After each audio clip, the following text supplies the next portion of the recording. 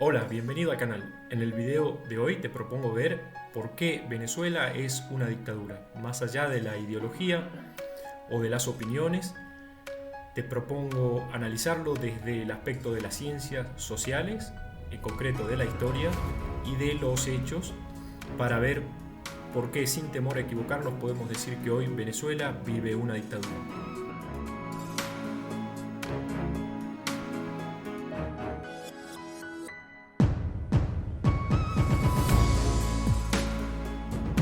Comencemos entonces nuestro análisis empezando por definir qué es una dictadura, cuál es el concepto y cuáles son sus características. En segundo lugar vamos a ver rápidamente la presidencia de Chávez, luego la de Maduro y después la situación actual. Empecemos entonces con los conceptos.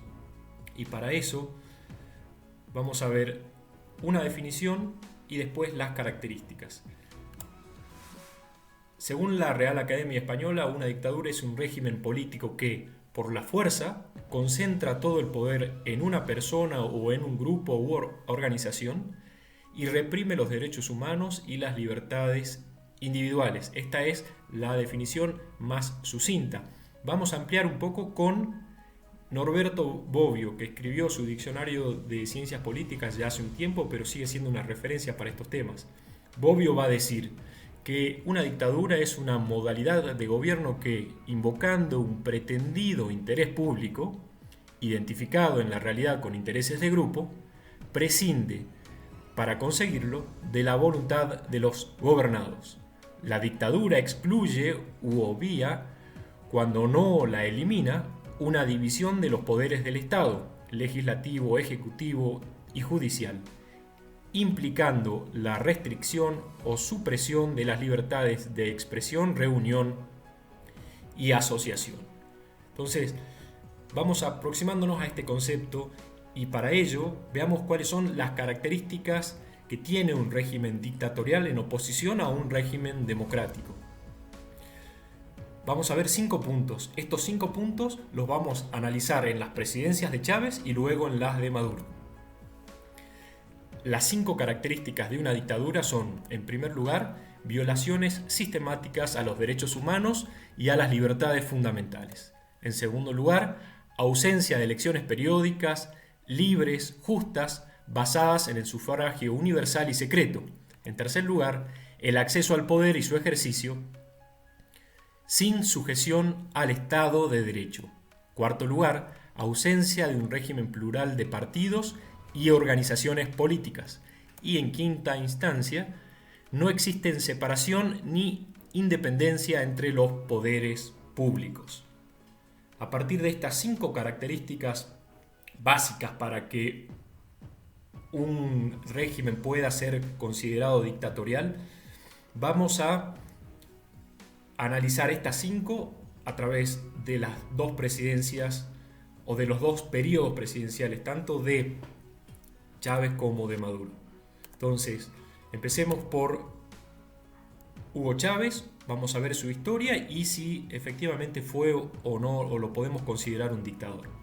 La historia de Hugo Chávez: nace en 1953 y muere en 2013, militar de carrera, primero de su promoción. En toda su carrera militar hasta el grado de teniente coronel fue destacándose por ser el primero, el más estudioso.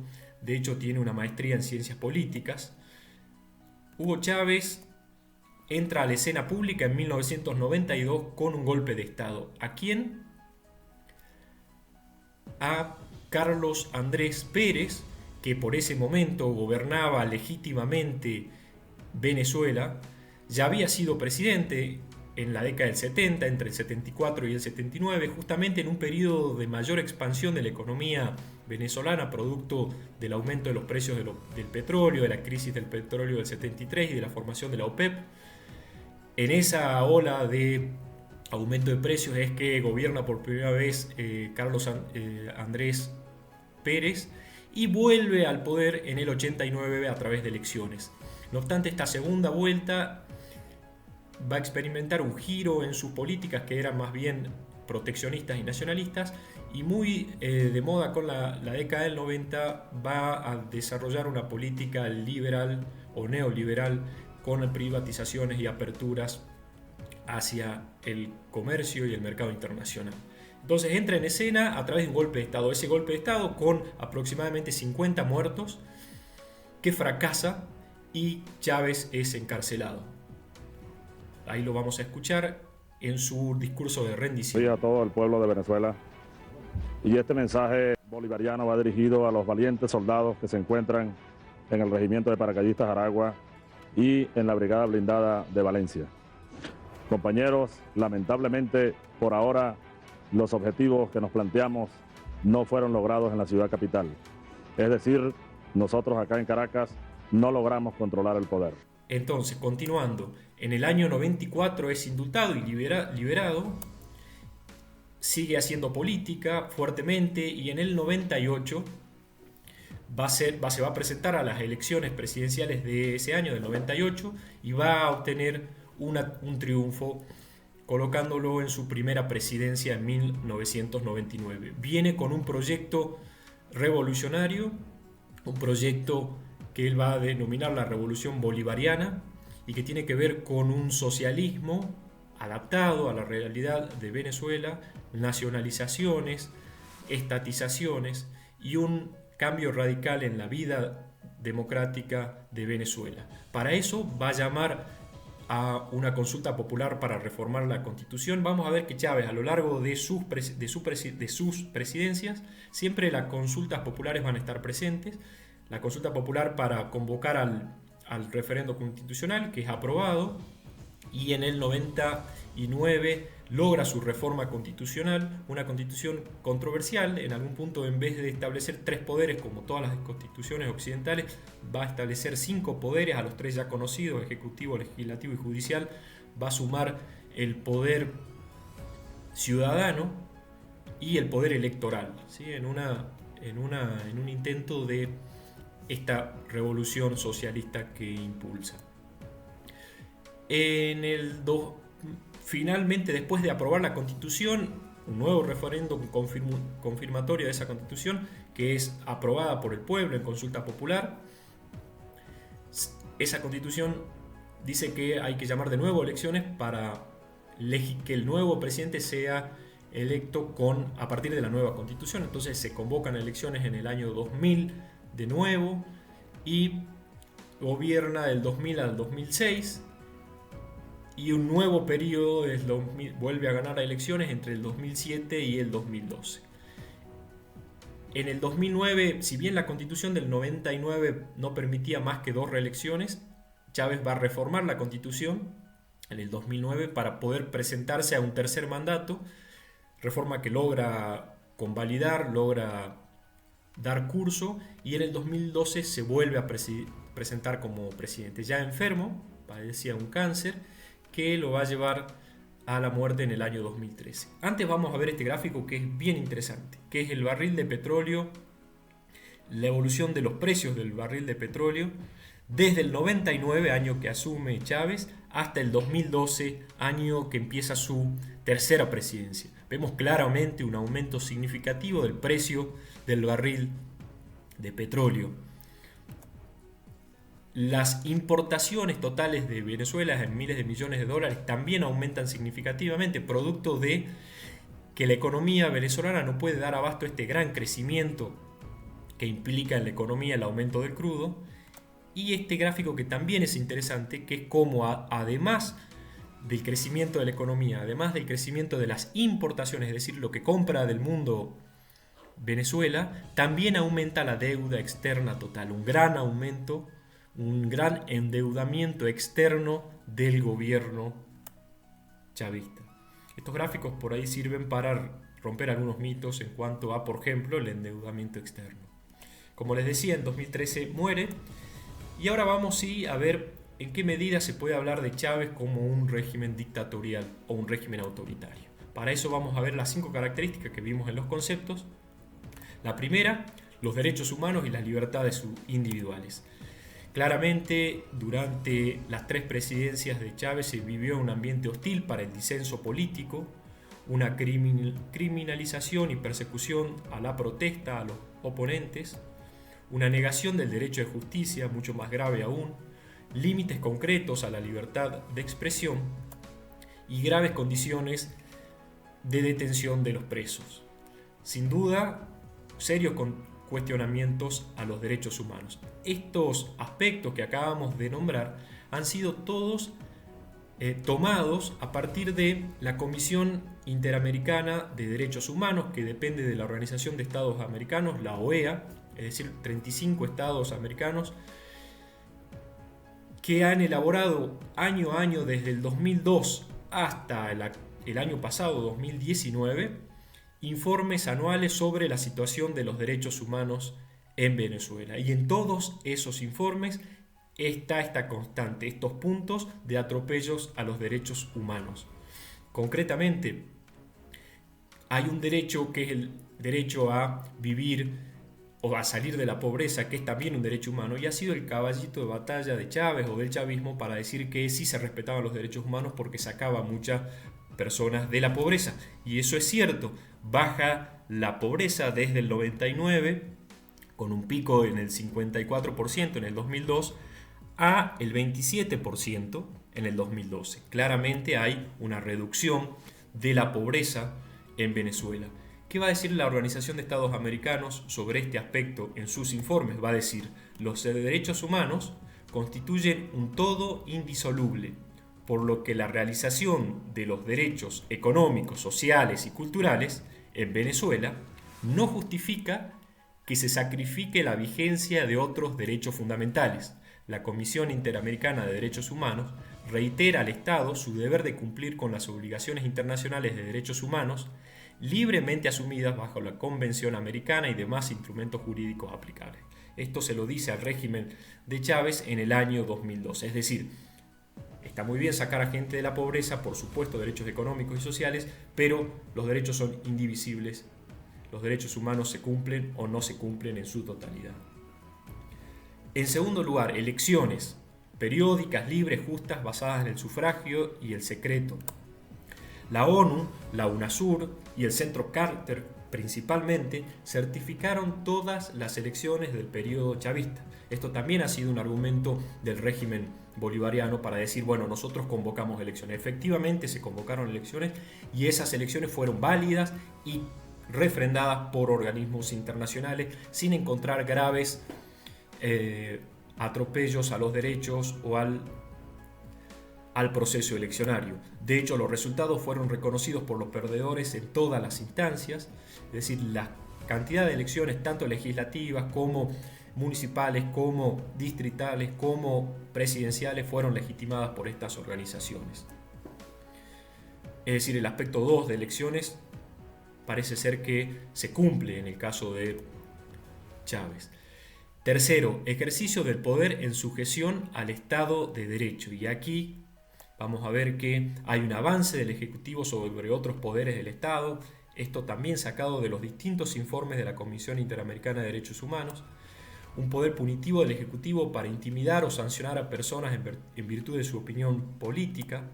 Un uso excesivo de la fuerza estatal ante manifestaciones pacíficas. Sin duda, esto del ejercicio del Ejecutivo, el ejercicio del poder, también es un debe en el gobierno, durante los gobiernos. Pero firmé la decisión para expropiar un conjunto de plantas procesadoras de arroz de una transnacional que no quiere cumplir con las regulaciones nacionales. Entonces, bueno, venga acá, ven a mí que tengo flores. Vemos un claro ejemplo de la política de Chávez de expropiar y avasallar los poderes judiciales y legislativos. Vamos al 4, los partidos políticos, el régimen plural de partidos y organizaciones políticas. Hubo claras restricciones de oportunidades al acceso al poder de los candidatos disidentes al gobierno. Hubo intimidaciones a opositores como represalias por su disenso. Y esto es muy importante y fundamental en todo este proceso. Un impulso a la participación y protagonismo del pueblo en ejercicio directo de su soberanía para la construcción del socialismo. Es decir, cualquier medio es posible en la medida en que el fin último, que es la construcción del socialismo, prevalezca. Y aquí nos acercamos claramente a un componente autoritario del régimen de Chávez, por supuesto que después también de Maduro, que tiene que ver con ese ejercicio directo de la representación y no a través de los gobernantes o de los poderes constituidos del Estado, que sin duda se va a agravar considerablemente con Maduro. Y por último, la división de poderes, quizás la materia pendiente en estos 5 aspectos: separación e independencia de los poderes públicos. Hay un claro avance durante todo el gobierno de Chávez sobre el legislativo, concretamente la ley habilitante, que es una ley que permitía ejercer, sancionar leyes al Ejecutivo, es decir, a Chávez, por decretos, sin necesidad y sin urgencia. Esa ley, esa facultad, si bien era dada por la Asamblea Nacional, por el órgano legislativo, en los hechos significaba la supresión del mismo. Y no era por situaciones especiales o de urgencia, sino que se lo habilitaban por X cantidad de meses, 6 meses, 12 meses y hasta 18 meses. En concreto, Chávez en este periodo, en los 12 años de gobierno, sancionó 232 leyes por este recurso del decreto. Es decir, gobernó por decreto durante 4 años y medio, 54 meses. Y no fueron leyes intrascendentes, sino fue, por ejemplo, la ley de hidrocarburos, la ley de pesca, la ley de reforma agraria, la ley de tierras, leyes tributarias, aumento en los impuestos, leyes que tuvieron que ver con la creación de las milicias bolivarianas, por ejemplo. También hubo avances significativos sobre el Poder Judicial. Hubo una discrecionalidad en la designación, destitución y suspensión de los magistrados, y hubo una nula autonomía e independencia del Poder Judicial debido al carácter provisorio de la mayoría de los jueces en Venezuela, en un claro atentado a la independencia del Poder Judicial. Entonces, analizando estos 5 aspectos, claramente podemos decir que el régimen de Chávez también fue un régimen autoritario. Un régimen que, si bien hubo elecciones, las elecciones por sí mismas no significa que sea una democracia. ¿Existían partidos de oposición? Sí existían partidos de oposición, pero con clara coartación a su libertad de expresión, a su libertad de plantear sus propuestas políticas y de llevarlas a cabo. Y también hubo Asamblea Nacional, hubo Poder Legislativo, sí, por supuesto, pero no funcionó porque Chávez, con esta ley habilitante, claramente interfería en esas potestades, y el Poder Judicial de la misma forma. Ni hablar del respeto a los derechos humanos, en claras violaciones que fueron, insisto, toda esta información de los 5 aspectos son sacados de informes de Naciones Unidas y de la Organización de Estados Americanos, es decir, a través de los 35 países que son miembros de la OEA, a través de su Comisión Interamericana de Derechos Humanos. No menos importante es el culto a la personalidad y el hecho de que Hugo Chávez claramente era un líder carismático. Aquí le digo, sí, nuestro comandante es galáctico, es universal, es celestial, es terrestre, es humano, es divino, está en el corazón de cada hombre de bien, está en el corazón de cada mujer de bien. Si es galáctico Hugo Chávez, si es celestial Hugo Chávez, si es universal Hugo Chávez. Vamos ahora sí a Maduro. Vamos a ver cómo se agrava la situación con Maduro. Rápidamente, una historia breve de Maduro. Nicolás Maduro fue canciller en el 2006 hasta el 2012, ministro de Relaciones Exteriores del régimen chavista.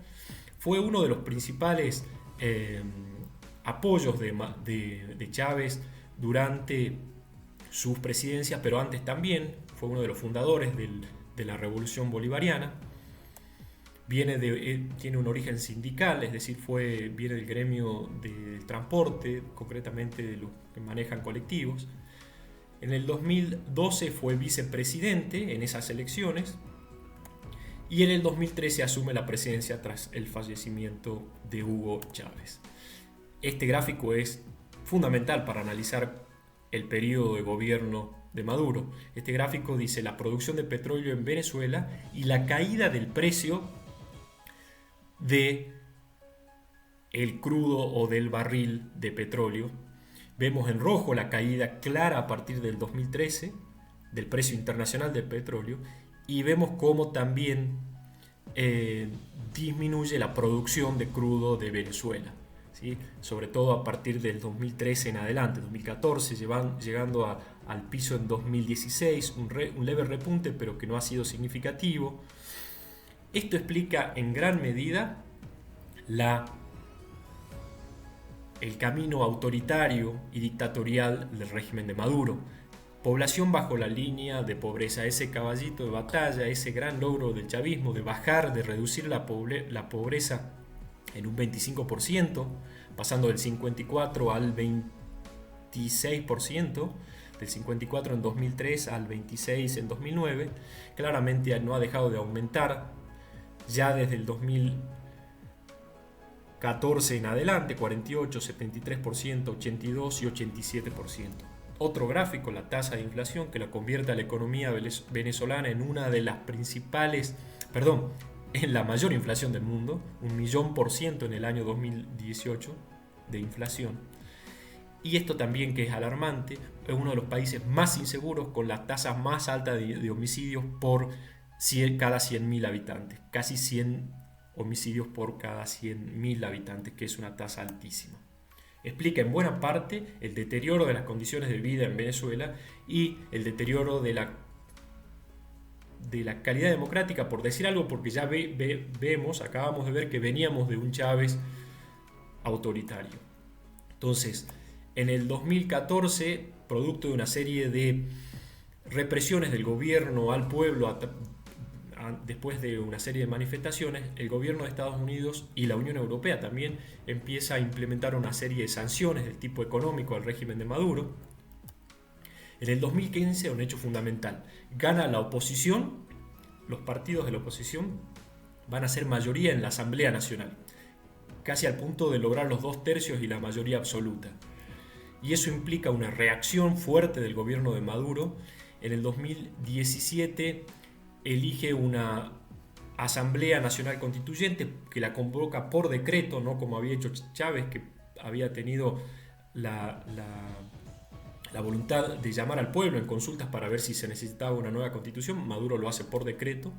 En el 2015, antes de que deje su mandato la vieja Asamblea Nacional con mayoría chavista, se apura en jubilar a 12 miembros del Tribunal Supremo de Justicia y a designar nuevos, sin cumplir con los plazos, sin cumplir con los requisitos mínimos que deben tener, por ejemplo, la imparcialidad y el no haber militado en ningún partido político. De hecho, esos 12 nuevos son todos militantes de la Revolución Bolivariana, rompiendo claramente la tradición de Cortes Supremas de Justicia independientes, colonizando el Poder Judicial, en ese intento de contrarrestar el poder de la Asamblea Nacional.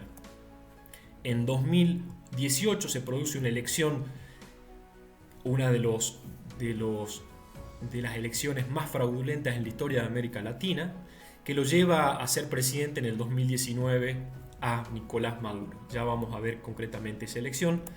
Y en el año 2019, el mismo enero que se declara presidente Maduro, de hecho él jura ante la Corte Suprema, esa corte adicta a Maduro, en vez de jurar ante la Asamblea Nacional, que es la costumbre en todos los países democráticos, jurar ante la Asamblea, el presidente jura ante el Poder Legislativo. Esto no se produce porque Maduro va a considerar ilegítima esa Asamblea, y producto de esta jura ante el Tribunal Supremo y producto de la ilegalidad en el contexto en que se desarrolla la elección del 2018, Juan Guaidó, que va a ser el presidente de la Asamblea Nacional, se va a declarar presidente provisional porque dice que la presidencia está vacante. ¡Juro!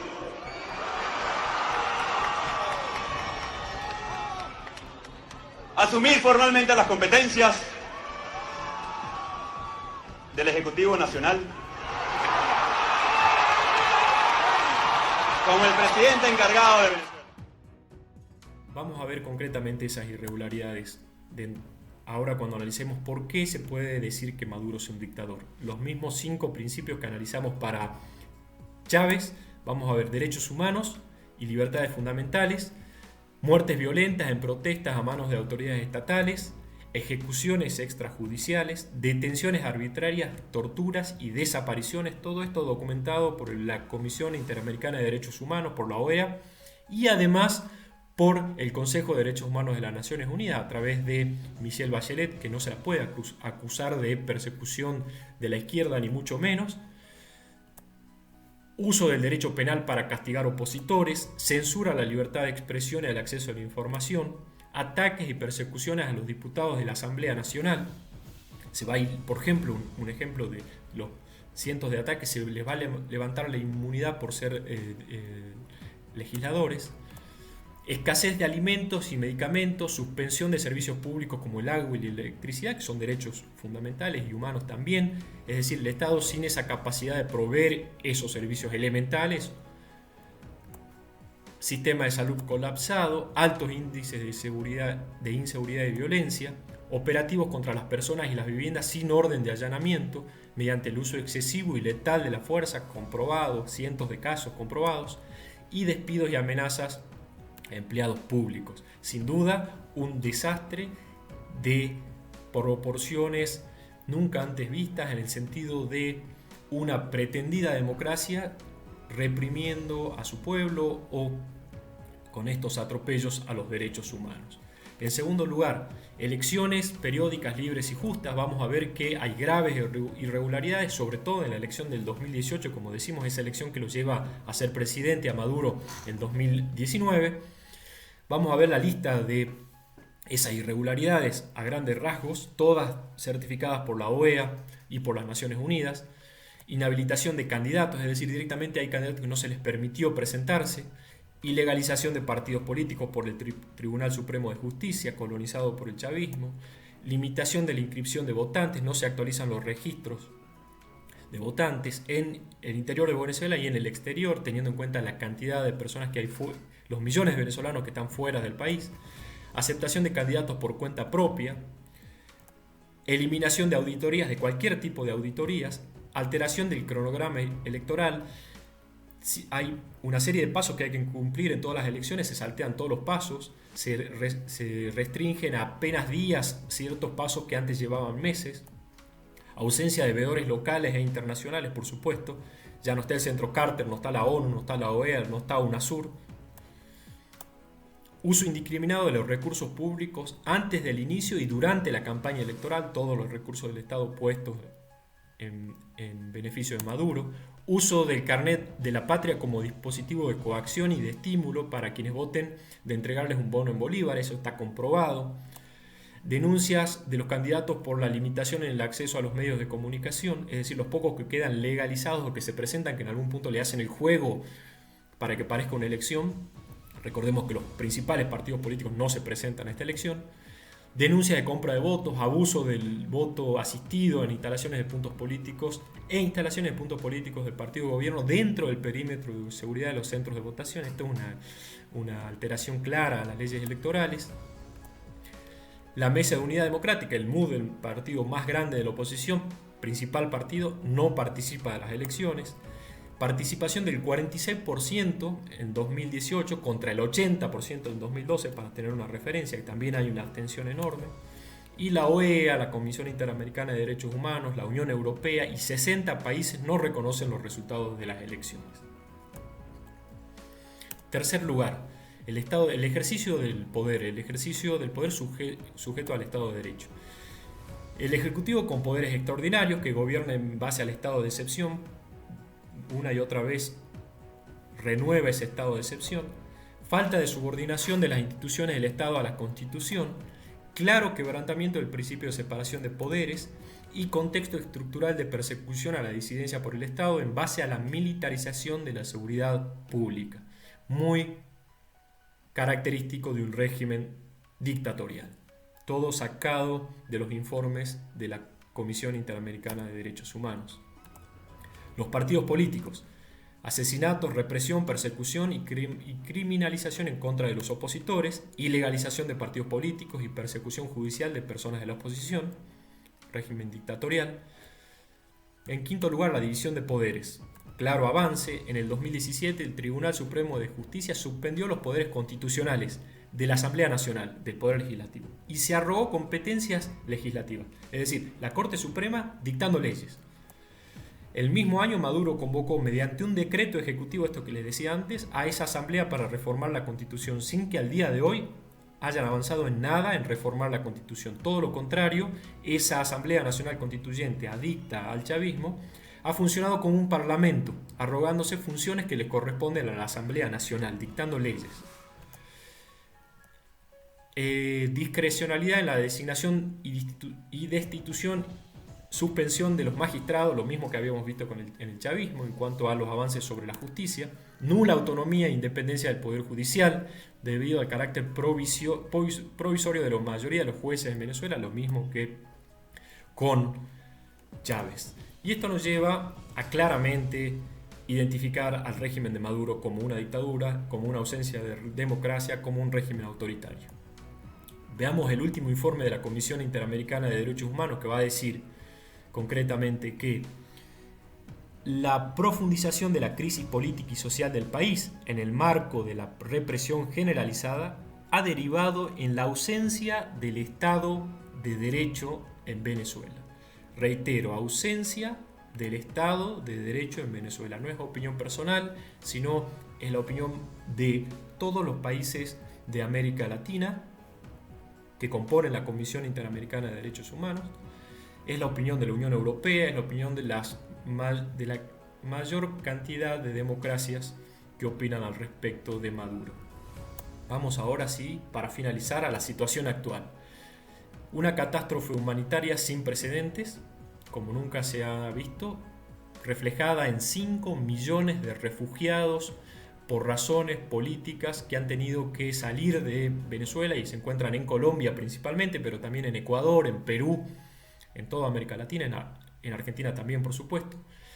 Hemos visto una enorme, estamos en el 2020, en agosto del 2020, una enorme capacidad de resistencia del régimen de Maduro y la inutilidad de esas sanciones de Estados Unidos y de la Unión Europea que no han dado su resultado, no han dado el resultado esperado.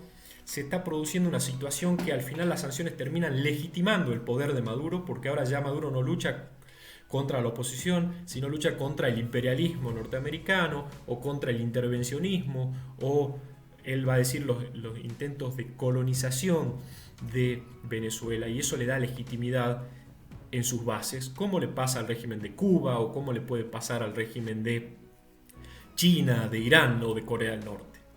Sin duda, un régimen dictatorial, una situación compleja que no ha hecho más que llevar pobreza, inequidad y muerte en la población venezolana.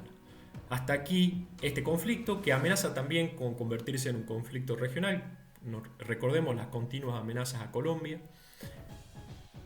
Espero que haya sido de su agrado. Gracias por quedarse hasta el final del video. Nos vemos en la próxima entrega. Muchas gracias.